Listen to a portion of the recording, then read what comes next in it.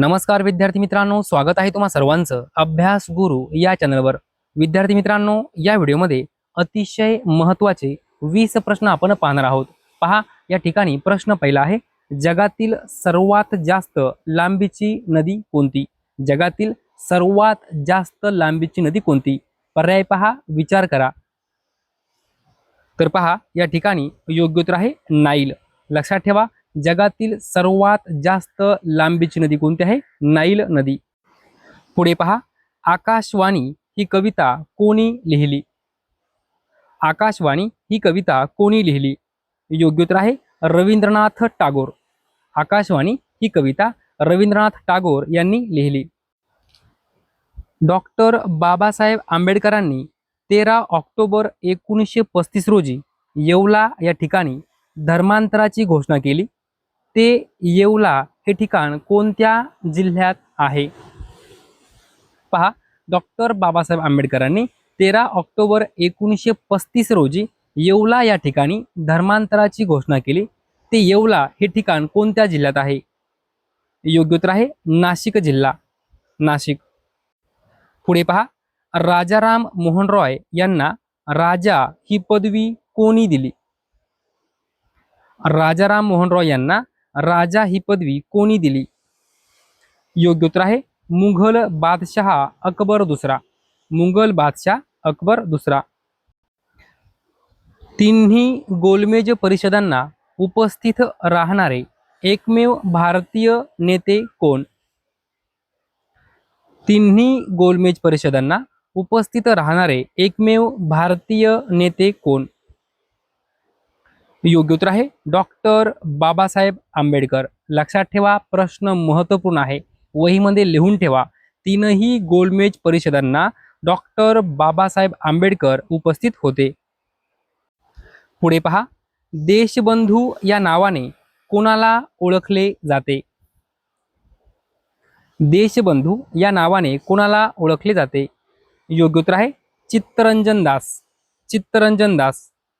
पुढे पहा, लोकनायक म्हणून कोणाला ओळखले जाते? लोकनायक। योग्य उत्तर आहे जयप्रकाश नारायण, जयप्रकाश नारायण। पुढे पहा, 1906 मध्ये मुस्लिम लीगची स्थापना कोठे झाली? प्रश्न महत्त्वपूर्ण आहे, वारंवार हा प्रश्न परीक्षेमध्ये विचारला गेला आहे। 1906 मध्ये मुस्लिम लीगची स्थापना कोठे झाली? योग्य उत्तर आहे ढाका या ठिकाणी, बांगलादेशमध्ये। लक्षात ठेवा, ढाका, बांगलादेश या ठिकाणी मुस्लिम लीगची स्थापना झाली। कधी झाली? तर 1906। पुढे पहा, वेरूळ येथील प्रसिद्ध कैलास मंदिर कोणत्या राष्ट्रकूट राजाने बांधले? वेरूळ या ठिकाणी जे काही प्रसिद्ध कैलास मंदिर आहे ते कोणत्या राष्ट्रकूट राजाने बांधले? योग्य उत्तर आहे पहिला कृष्ण, पहिला कृष्ण। पुढे पहा, श्रेष्ठ या शब्दाचा विरुद्धार्थी शब्द ओळखा। श्रेष्ठ। योग्य उत्तर आहे कनिष्ठ। श्रेष्ठ याला अपोजिट वर्ड आहे कनिष्ठ। पुढे पहा, खालीलपैकी कुठल्या शहराजवळ सुप्रसिद्ध एलिफंटा लेणी आहे? कोणत्या शहराजवळ सुप्रसिद्ध एलिफंटा लेणी आहे? योग्य उत्तर आहे मुंबई, मुंबई या शहराजवळ एलिफंटा लेणी आहे। विद्यार्थी मित्रांनो, लक्षात ठेवा, जी काही एलिफंटा लेणी आहे ती प्रामुख्याने भगवान शिवाला समर्पित असलेली प्राचीन शिल्पकला व गुहा आहेत।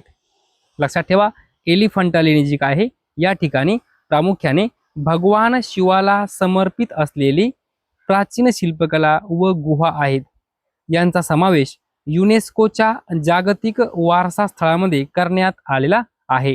लक्षात ठेवा, जी काही एलिफंटा लेणी आहे तिचा समावेश युनेस्कोच्या जागतिक वारसा स्थळामध्ये करण्यात आलेला आहे। पुढे पहा, नामदफा राष्ट्रीय उद्यान डॅश डॅश या राज्यात आहे।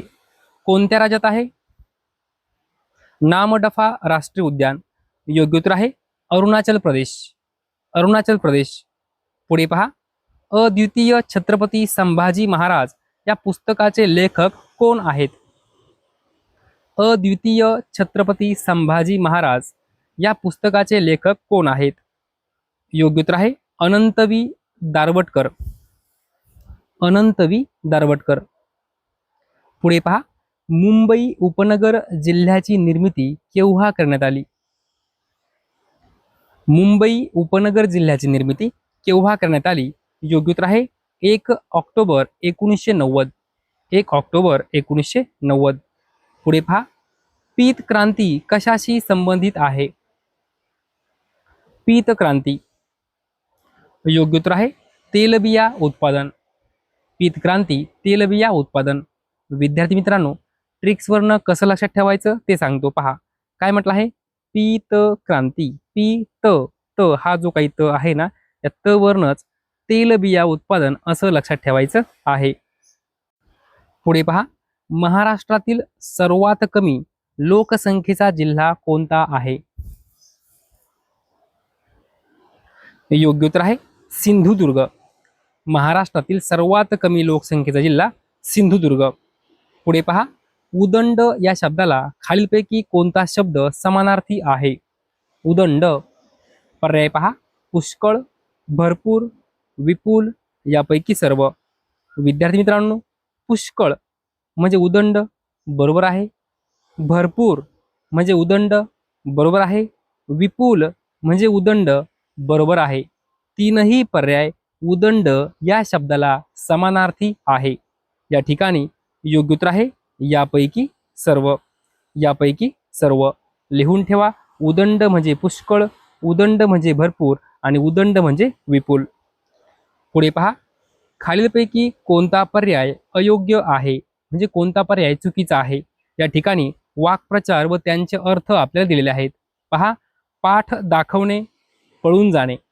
बरोबर आहे का? पाठ दाखवणे म्हणजे पळून जाणे 100% बरोबर आहे. नंतर पहा, पोटात शिरणे म्हणजे काय? मर्जी संपादन करणे. बरोबर आहे का?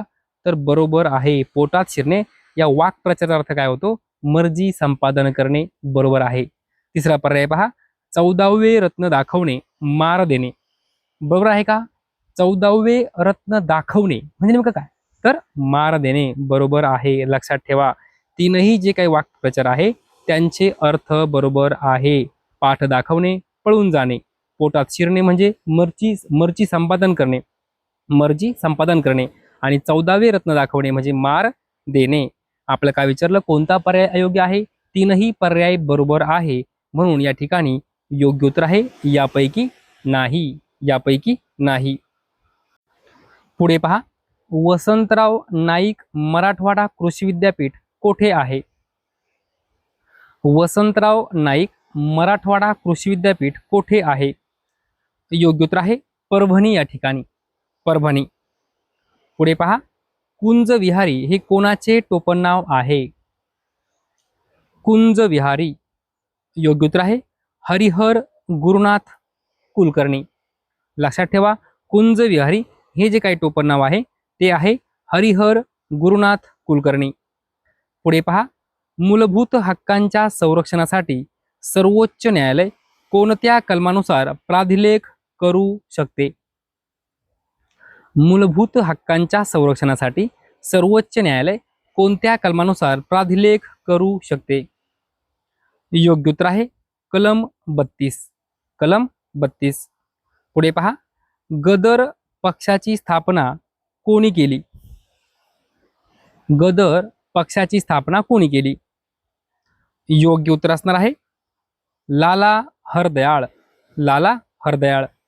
पुढे पहा, सहाय्यक योजना प्रणाली कोणी सुरू केली? सहाय्यक योजना कोणी सुरू केली? योग्य उत्तर असणार आहे लॉर्ड वेलस्ली. Lord Wellesley. लक्षात ठेवा विद्यार्थी मित्रांनो, असा प्रश्न येऊ शकतो, सहाय्यक योजना कोणी सुरू केली किंवा सहाय्यक योजना प्रणाली कोणी सुरू केली? ओके, योग्य उत्तर असणार आहे लॉर्ड वेलस्ली. विद्यार्थी मित्रांनो, अशा प्रकारे या व्हिडिओमध्ये 20 प्रश्न आपण पाहिलेले आहेत. हे सर्व प्रश्न वारंवार कोणत्या ना कोणत्या परीक्षेमध्ये विचारले गेले आहेत. जर तुम्हाला हा व्हिडिओ आवडला असेल तर नक्की लाईक करा, शेअर करा, सबस्क्राईब करा. धन्यवाद.